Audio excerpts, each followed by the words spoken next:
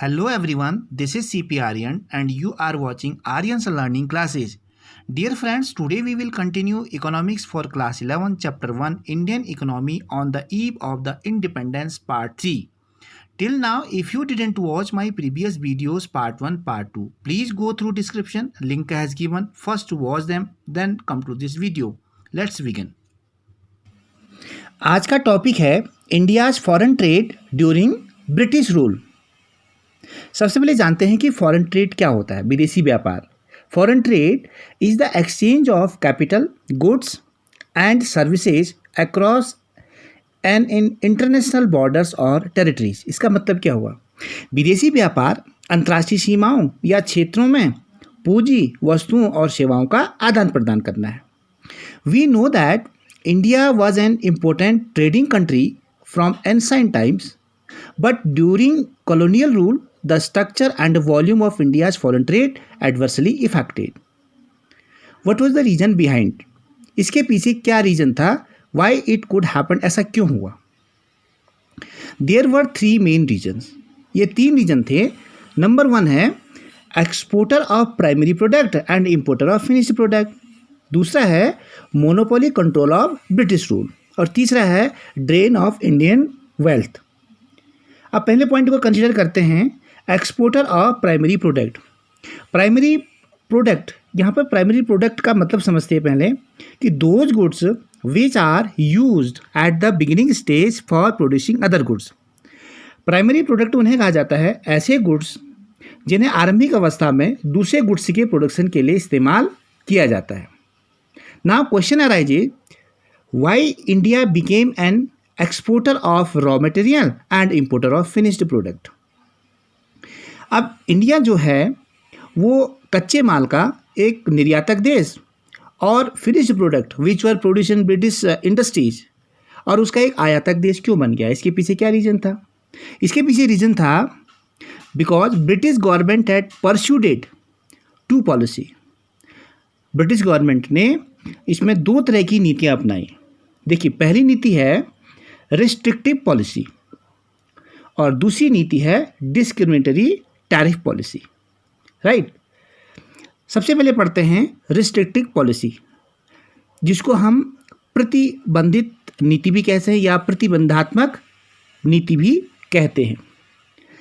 Restrictive policy के according this policy allowed Indian could only produce those goods which the Britishers wanted for their economic interest.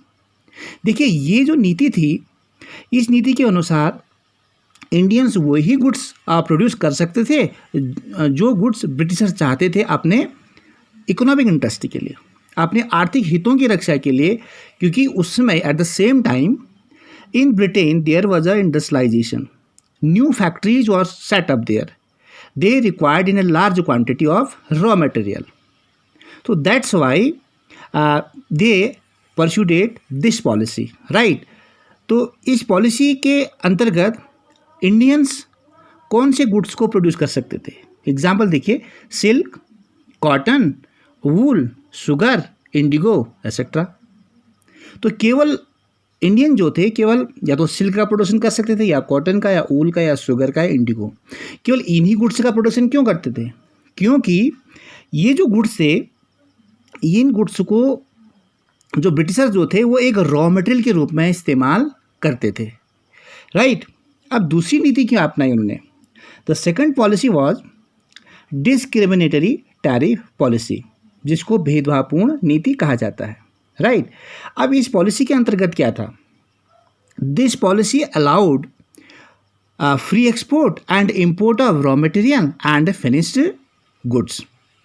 देखिए, इस नीति के अनुसार क्या था कि उसमें जो इंडिया से जो भी गुड्स यहाँ से एक्सपोर्ट होता था वो फ्री ऑफ कॉस्ट था, and which goods were imported from Britain to India it was also free.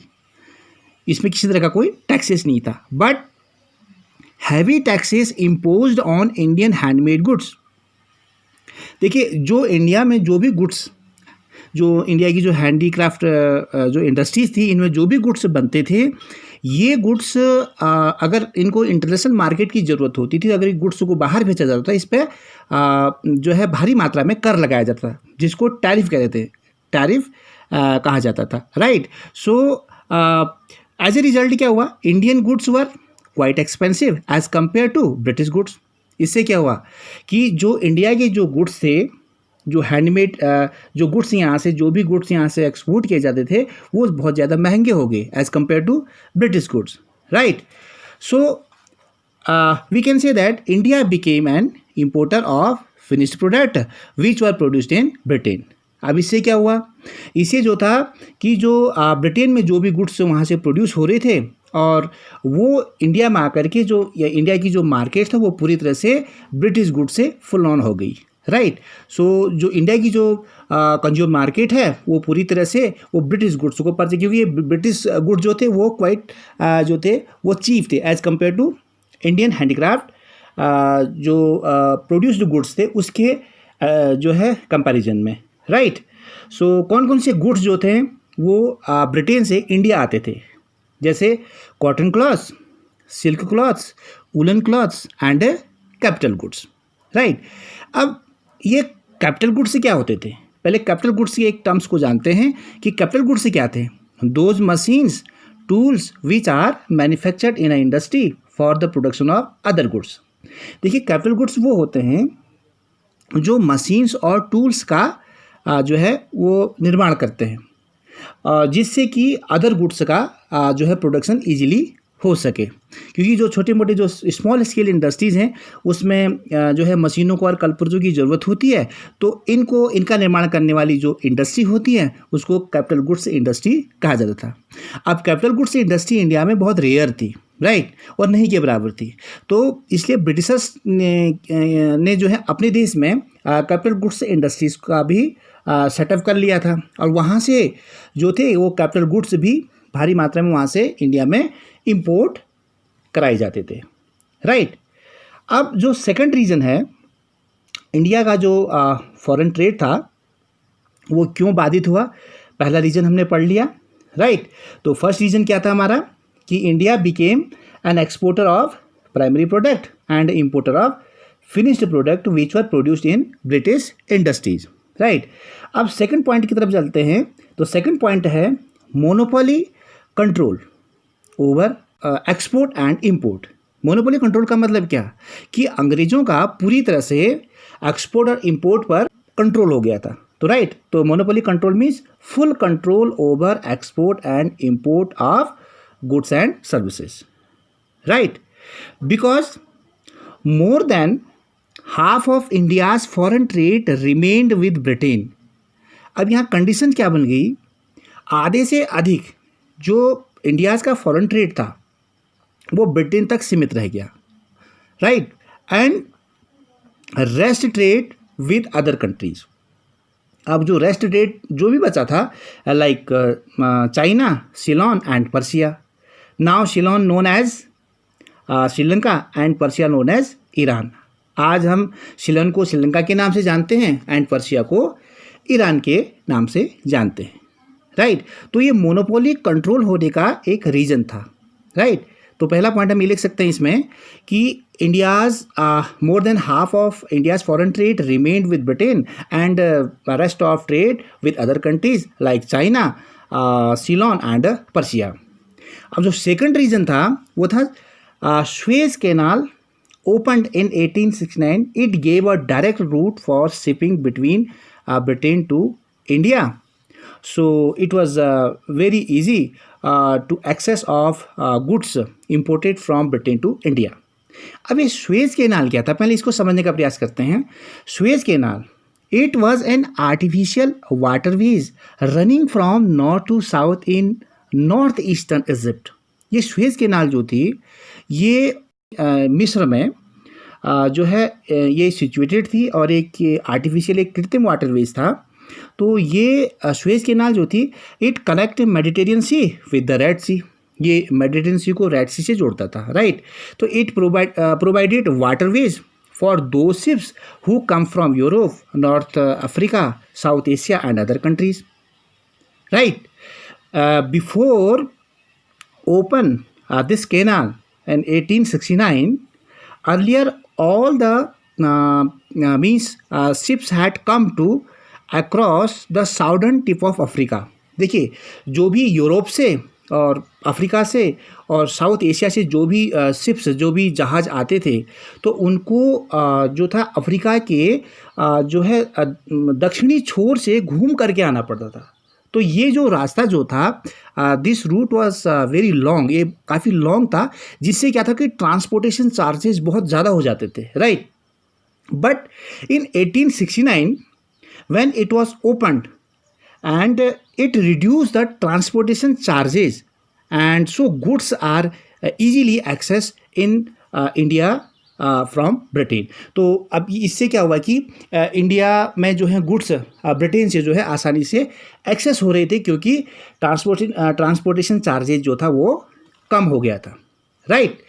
अब हम जो थर्ड जो हमारा रीज़न था, वो थर्ड रीज़न क्या था कि वाई कि इंडिया की जो फॉरेन ट्रेड था वो पूरी तरह से एडवर्सली अफेक्टेड क्यों हो गया था। हमने दो रीज़न पढ़ लिए हैं। पहला रीज़न पढ़ा export of primary product and importer of finish product, और सेकंड रीज़न पढ़ा हमने monopoly control of British rule. और जो अब हम थर्ड जो पॉइंट पढ़ेंगे, थर्ड रीज़न, वह है ड्रेन ऑफ इंडियन वेल्थ। जो भारत की पूंजी जो है पूरी तरह से ड्रेन हो गई थी, इसके पीछे क्या रीज़न था? Because drain of Indian wealth, it was possible due to export surplus. ये एक्सपोर्ट सरप्लस की वजह से ही पॉसिबल हो सका था। वी जस्ट टॉक अबाउट, अभी हमने पढ़ा कि India became an importer of raw material and exporter of raw material, sorry, and importer of finished product, right. क्योंकि अभी हमने पढ़ा कि इंडिया जो था वो कच्चे माल का तो निर्यातक देश बन गया, और जो फिनिश्ड प्रोडक्ट था उसका आयातक देश बन गया। Because export was more than import, which is known as export surplus. पहले यहाँ पर इस कंसेप्ट को जानते हैं कि एक्सपोर्ट सरप्लस क्या कहलाता है। Export surplus is equal to export minus import, right. जब एक्सपोर्ट ज़्यादा होता है और इंपोर्ट कम होता है, तो उस कंडीशन में उस कंडीशन को एक्सपोर्ट सरप्लस कहा जाता है, right. This export surplus was used by colonial government. लेकिन जो ये एक्सपोर्ट सरप्लस था, इसको ब्रिटिश गवर्नमेंट ने कैसे यूज किया? They used it official setup for them, right, their home country. ये जो एक्सपोर्ट सरप्लस था, ब्रिटिश कॉलोनियल गवर्नमेंट ने अपनी होम कंट्री के ऑफिशियल, मतलब कि उनका जो एडमिनिस्ट्रेटिव जो एक्सपेंसेस थे, और उसकी पूर्ति के लिए इसका इस्तेमाल किया गया। और सेकंड था यूज़ ऑन वॉर फॉट, और उसके बाद जब भी युद्ध में जो है उनके सैनिकों का नुकसान होता था, या उनके जो अस्त्र शस्त्रों का जो भी जो है नुकसान होता है, उसकी रिकवरी करने के लिए इस एक्सपोर्ट सरप्लस का यूज़ किया गया। And import of invisible items, और जो भी invisible items which were imported from Britain to India, and the export surplus also used there. So in this way we can say Indian wealth was drained, right? So I hope you understand very well. If you like this video, please subscribe and share it. Press the bell icon for the instant notification for the upcoming videos. Till then, goodbye, take care, thanks for watching.